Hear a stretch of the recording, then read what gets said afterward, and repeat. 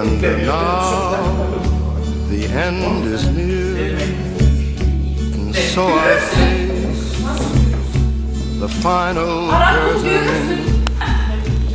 My friend, I'll say it clear, I'll state my case, of which I'm certain.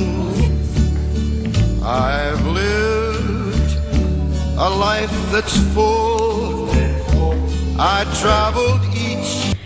İşte adım Nimet Kazas, 21 yaşındayım. Aktör stüdyo atölyesi bana bir şey katacağından eminim. Çünkü hocalarımız hepsi birbirinden çok yetenekli ve çok iyi insanlar. Zaten birkaç haftadır başladık, yeni başladık daha. Ama öğrendiğim çok şey oldu, şimdiden bile. Merak ediyorum ileride ne olacak yani.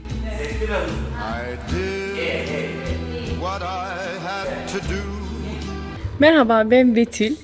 Ben Anvers'ten katılıyorum. Şu an ben ilk dersimdeyim. Çok eğlenceli bir ders. Bir şeyler öğrendim tabii ki ilk olsa da. Hocalarımız sürekli değişiyormuş. Çok güzel bir şey. Sürekli başka insanlarla tanışıyoruz o zaman.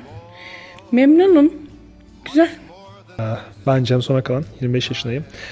Aktör Stüdyo Atölye'yi 1. aydan beri takip ediyorum ben. Kurulacağını önceden beri biliyordum. En yakın takipçilerinden birisiyim. Çok memnunum, dersler gerçekten harika. Türkiye'den ayrı ayrı hocalar geliyor. Hep farklı dersler alıyoruz. Gerçekten yani bir profesyonel bir ders aldığımızın farkındayız artık. Farklı yerleri soruyorum ben. Farklı bölgedeki insanları soruyorum. Daha katılmayan arkadaşlar var. Bayağı fazlasından ilgi geldi. Ki o kadar fazla reklam yapmamamıza rağmen gerçekten mutluyuz. Yani hem ders olsun hem ilgiden kaynaklı olsun, gerçekten çok mutluyuz. Her şey çok iyi gidiyor. Çok da güzel olacak. Yani benim ismim Yasemin Demir. Brüksel'den katılıyorum. Her şeyden önce kişisel gelişimler için yani bu aktör stüdyo atölyeye katıldım. Biliyorsunuz yani herkesin oyuncu olması herkesin rüyasıdır. Oyuncu olmak için profesyonelce eğitim almak lazım. Burası da profesyonel olduğu için burada bulunuyorum. Merhaba, ben Fatih. Brüksel'den katılıyorum.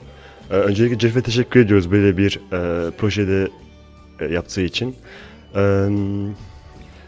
Değişik hocaların geldiği ve daha çok profesyonel oyuncularla eğitim aldığımız için gerçekten çok değerli görüyoruz bu dersleri.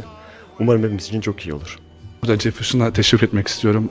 Belçika'ya böyle güzel bir proje sunduğu için İstanbul'dan, Almanya'dan değişik hocalar geliyor. Burada bize eğitim veriyorlar. Diksiyon, hitabet, hareket dersleri, oyunculuk dersleri, kamera önü dersleri. Bize böyle bir şans, böyle bir sunduğu için, böyle bir güzel bir proje sunduğu için ona çok teşekkür ediyoruz.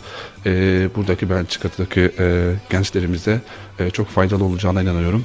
Ruşen Kartaloğlu, ben tiyatro pedagogu, yönetmen ve oyuncuyum. Aynı zamanda oyun yazarıyım. Aktör Stüdyo Atölye'nin oyunculuk atölyesinde, eğitiminde yer almaktan çok mutluyum. Jeff arkadaşa bu anlamda teşekkür ediyorum. Belçika'da çok güzel bir oluşum yakaladı. Ben de İstanbul'dan, özellikle İstanbul'dan katılan arkadaşlarımla, değerli arkadaşlarımla birlikte bu projeye destek verebilmeye çalışıyorum. Ağırlıkta doğaçlama tiyatrosu üzerine duruyorum. Ben diğer arkadaşlar ses, nefes, drama atölyesi derken ben de doğaçlama yapıyorum. Çok farklı, çok yaratıcı, çok yetenekli arkadaşlarla tanışma fırsatım oluyor burada. Öğrencilerden bahsediyorum. Tabii bu beni daha fazla tetikliyor, daha fazla teşvik ediyor. Bu yüzden çok mutluyum. Ayda bir kez yaklaşık ortalama Belçika'ya gelmek beni mutlu ediyor. Günleri iple çekiyorum desem yeridir. Bahsedeyim. Ben Erdi Işık, 26 yaşındayım. Sanırım buradaki en genç eğitmen benim. Türkiye, Amerika ve Almanya'da oyunculuk eğitimi aldım. Medya yüksek lisansı yaptım ve şu anda da oyunculuk doktorası yapıyorum. Yaklaşık 6 senedir Türkiye'de tiyatro, dizi, sinema oyunculuğu yapıyorum. Bunun dışında 3 senedir de eğitmenlik yapıyorum. Eğitmenliğim daha çok metot oyunculuk üzerine. Metot oyunculuk biraz daha 2000'lerden sonra Türkiye'de popüler olan bir kavram. Doğal oyunculuk, gerçekçi oyunculuk olarak da düşünebiliriz. Yaklaşık 10 gün önce Brüksel'e geldim, Belçika'ya geldim bir tane masterclass için.